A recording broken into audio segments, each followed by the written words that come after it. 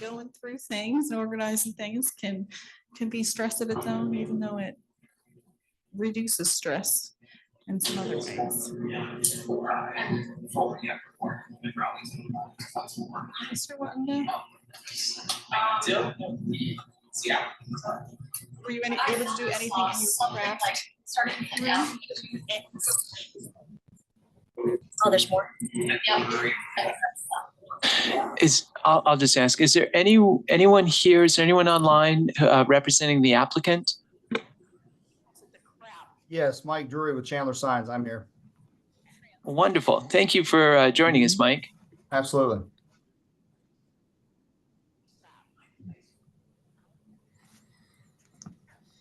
So, Bruce, I don't know if you can tell from the camera view, but we have Deborah Miller-Stevens here, we have Steve Klein, and we have Claire Willenberg here. Bruce, have you heard from Chad at all if he's going to be here today? He did indicate his availability.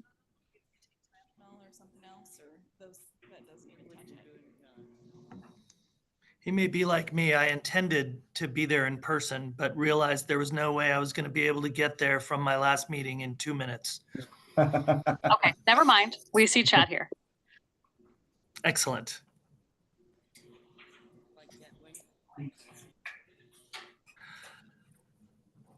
Okay, so it's 3 o'clock. I say we call this meeting to order.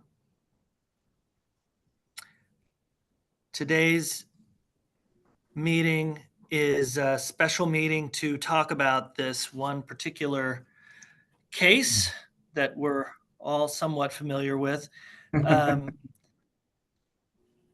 So I think, is there anything else I need to do to start this meeting other than that? Because it is a special meeting. We don't need to go over any minutes or agenda. And we don't have to go into public comment or any of that, or do we? So we will need to do a roll call, and as part of the special meeting, we are required to, go through the same process in the sense that, I will speak, then the board members of the board will have the opportunity to ask me questions. Same goes for the agent, and then we allow for public comment, and then if there's public comment, rebuttal, and then a vote action can be taken on the item. Okay, sounds good. Let's start with roll call.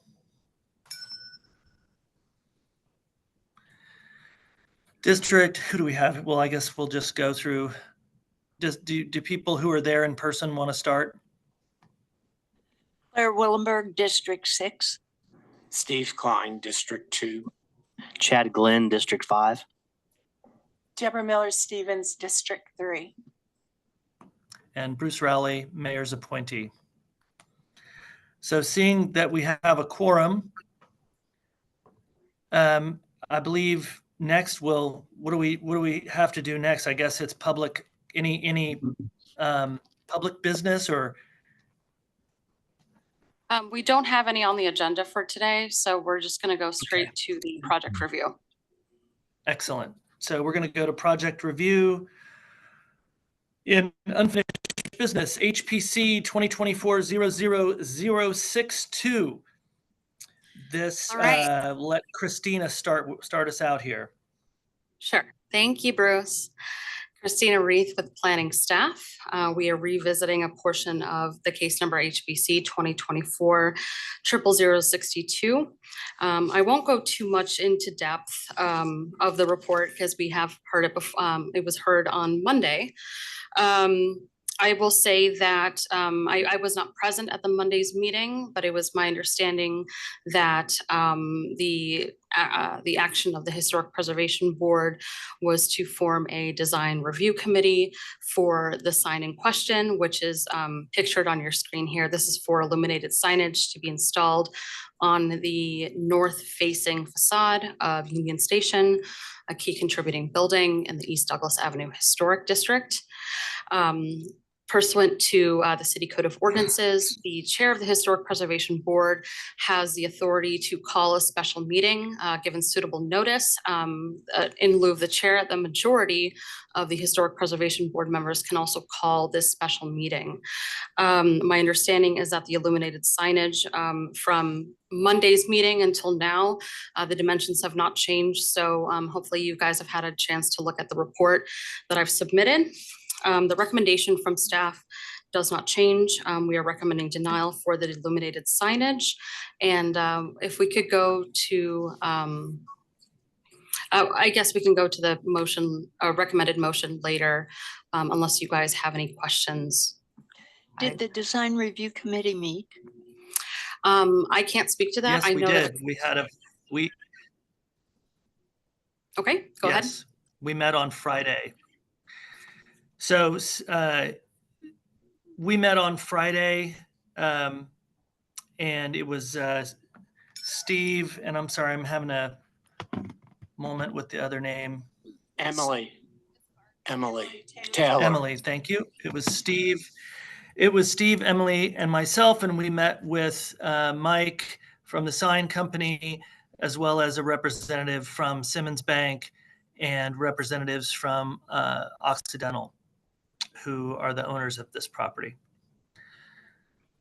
So we had quite a lengthy, topsy-turvy meeting that I think eventually led to a way forward that the three members of the design committee felt that we could support in this meeting.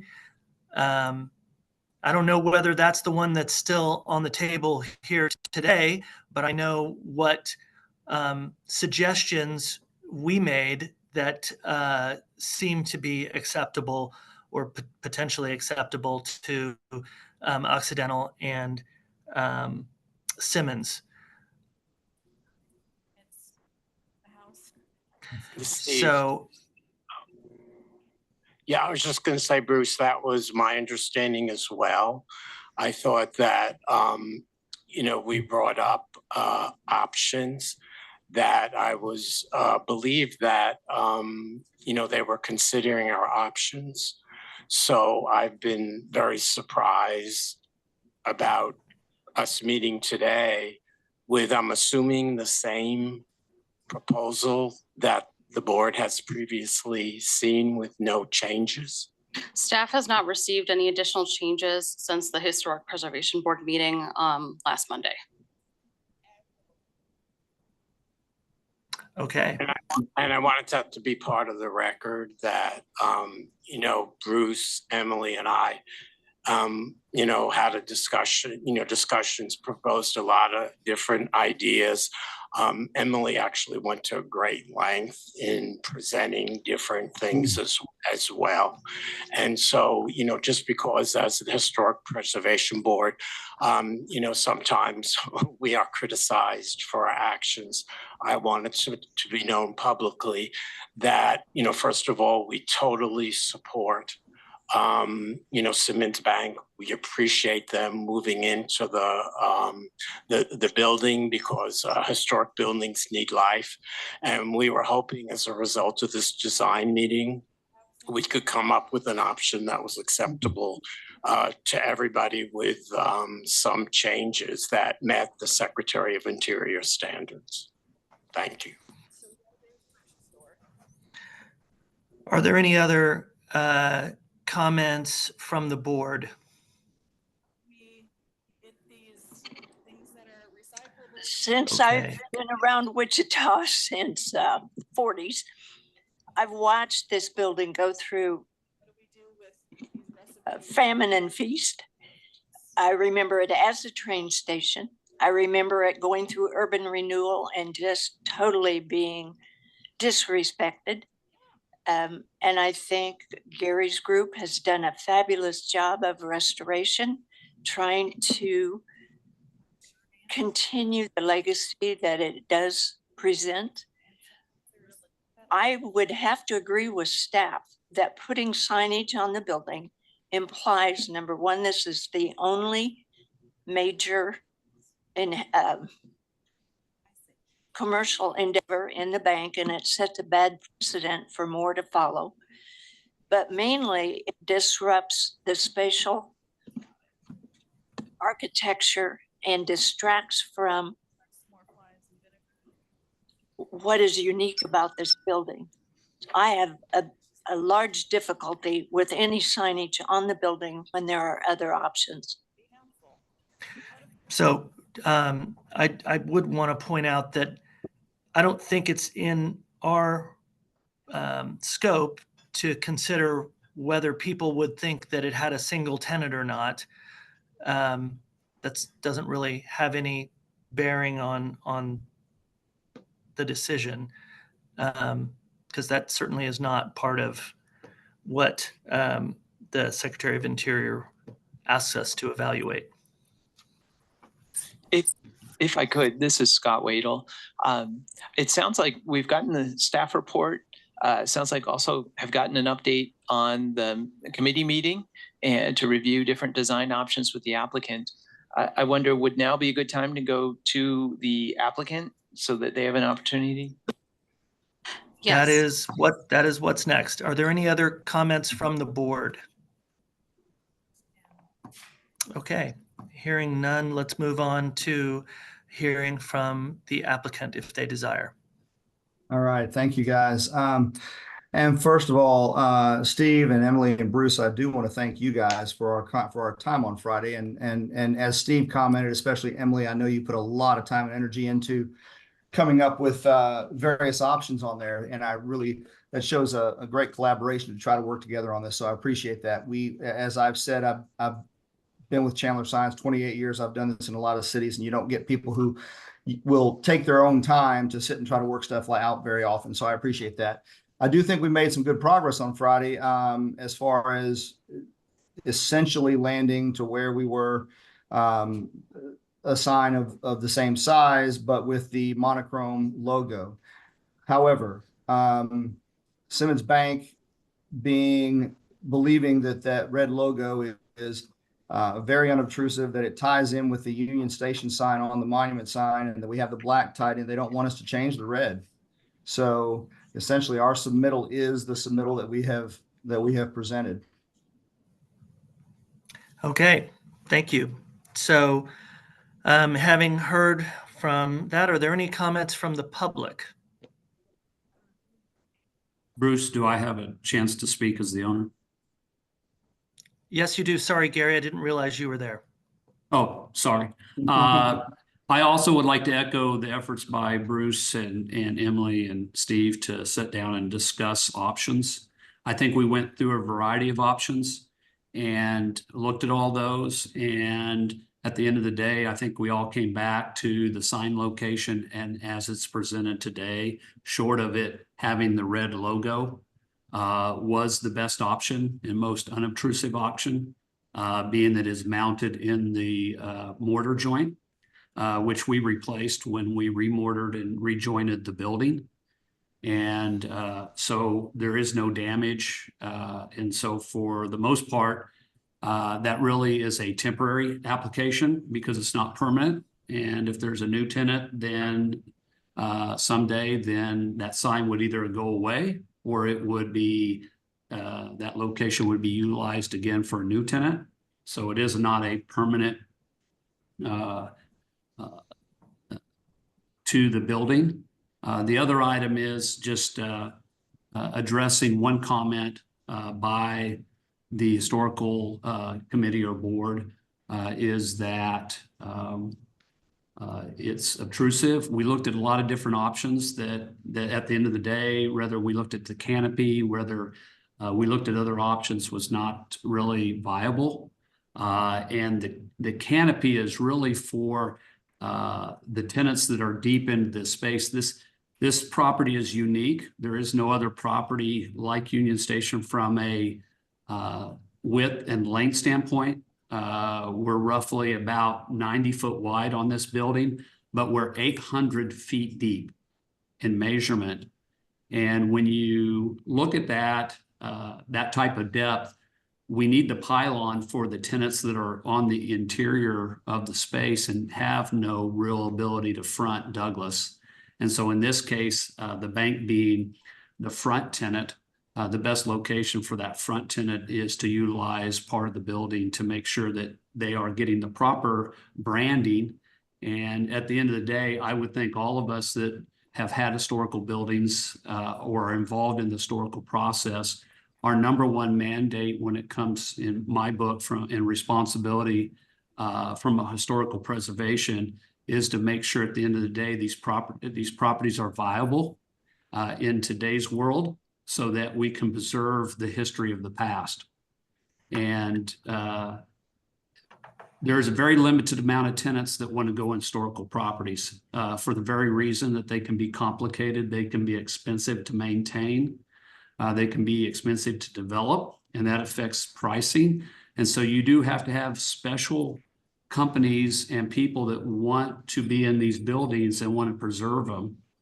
And because it's a small percentage, we have to make sure that we're supporting those that are wanting to basically tote the note to be able to preserve these buildings. And so at the end of the day, I think that's our number one aspect here is to do things, especially when it's a temporary item, it's not a permanent item, to make sure that we are preserving these buildings and they're viable for the future.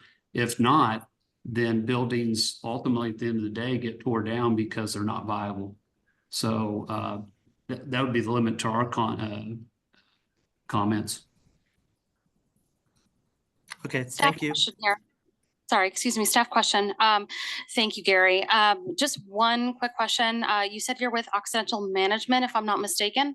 I'm just seeing in our records that the owner of this property is Union Station LLC.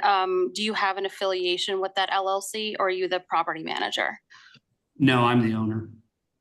Okay, thank you. I only know the most recent time. Okay, are there any other comments from the board?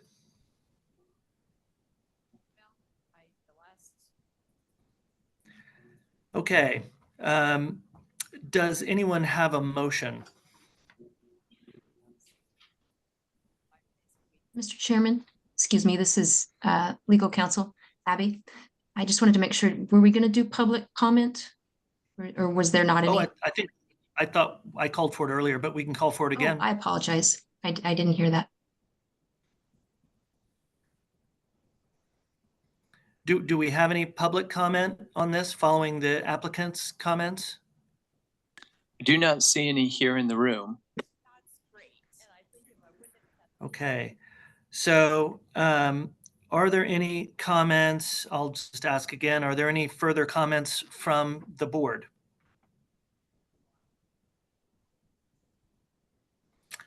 Okay, so hearing none, I'll stand for a motion.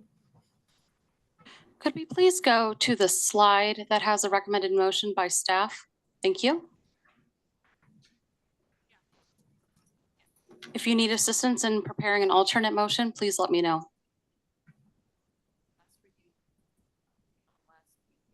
I'd like to make the motion.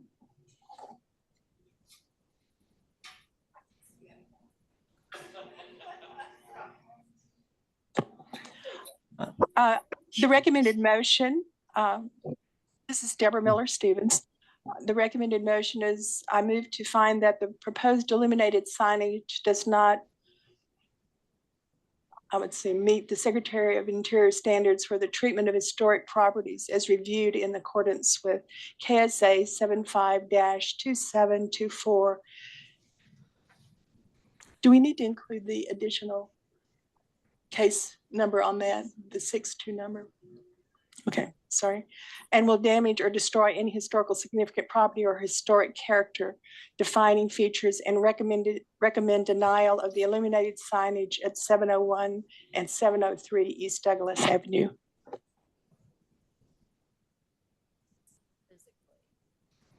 Is there a second? Willenberg seconds.